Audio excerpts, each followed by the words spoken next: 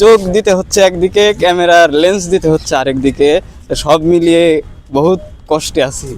যে দেখছি কিন্তু দেখাতে পারছি না, এইটার যে কষ্ট, মানে এই কষ্টটা অনেক সুন্দর। এবং ভাই ক্যামেরার দিকে না থাকতে সময় দিকে আমরা আসলে যেগুলো দেখছি, হ্যাঁ, সেগুলো ক্যামেরার ভিতরে দেখাতে পারছি না, এজন্য আমরা খুবই দুঃখিত। গাইজ, আমরা এই মুহূর্তে আছি ঢাকার প্রাণকেন্দ্রে অবস্থিত রমনা পার্কে, এবং আমার সাথে আছে আমার বড় ভাই তাহমিদ হাসান।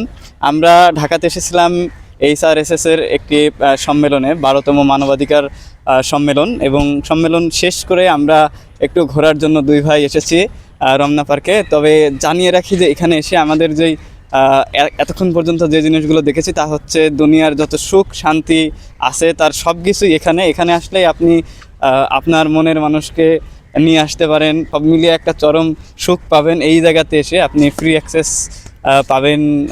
কাপল কি বলে ভাই, কাপতি নাকি আছে, যাই হোক ভাই আপনি কিছু বলেন। আমি যে কথাগুলো বললাম এগুলো কি আমার মানে বাস্তবতার সাথে কি মিলছে কিনা? আসলে ভাই তো সব বলে দিয়েছে। আচ্ছা, আমরা হাঁটতে কথা বলি।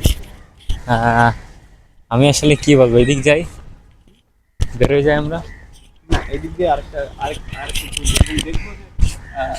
মাইকটা দেন।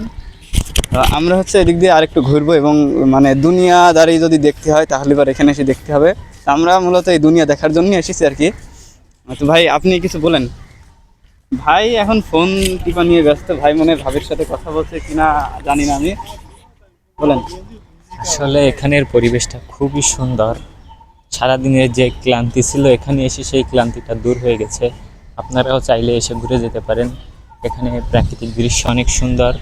এবং ভাই ক্যামেরার দিকে না থাকতে সময় দিকে আমরা আসলে যেগুলো দেখছি, হ্যাঁ, সেগুলো ক্যামেরার ভিতরে দেখাতে পারছি না, এজন্য আমরা খুবই দুঃখিত।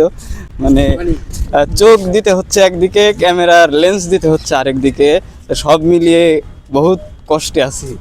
যে দেখছি কিন্তু দেখাতে পারছি না, এইটার যে কষ্ট, মানে এই কষ্টটা আমি সহ্য করতে পারছি না। তাই আজকের ব্লগ এখানেই শেষ।